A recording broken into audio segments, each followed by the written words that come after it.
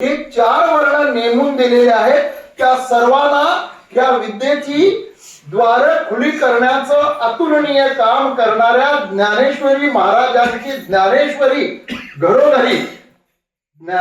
घरोघरी हा संकल्प मी केला होता. त्या संकल्पास अनुसरून आणि माझ्या गुरुनी आदेश दिल्याप्रमाणे आणि ती ज्ञानेश्वरी एकदा पुजून तुम्ही आत्मसात करण्याचं आवाहन केलं होतं. आज माझं गाव, मला सांगायला अभिमान वाटतो की आज माझं गाव ज्ञानेश्वरीच्या बाबतीत परिपूर्ण आहे. ज्ञानेश्वरी मुखोद्गार करण्याचे काही तरुण मुलांचे, माझ्या माऊलींचेही प्रयत्न सुरू आहे. कोणालाही काही अडल्यानंतर मोबाईलवर संपर्क करून मला विचारतात, दादा ही ओवी अशी आहे, कशी म्हणायची, कसा उच्चार करायचा, या सगळ्या गोष्टीतून आपणही करावं. त्याचाच एक छोटासा भाग म्हणून ज्ञानेश्वरी घरोघरी या संकल्पनेतून घेतलेला वसा म्हणून मी आज आपल्या समोर उभा आहे.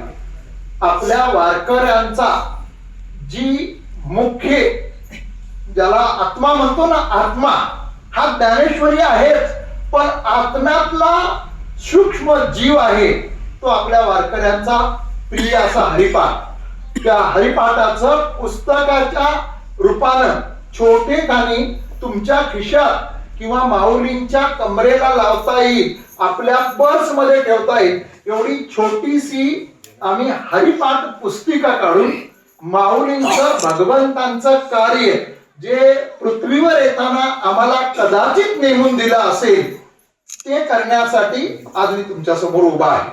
ही माऊलींची कृपा आहे, ही भगवंतांची इच्छा आहे. त्या इच्छेचं फक्त अंमलबजावणी करण्याचा मला दिलेला आदेश मी नम्रपणे तुमच्या समोर सादर करतोय. यात कुठलंही मोठं कार्य नाही.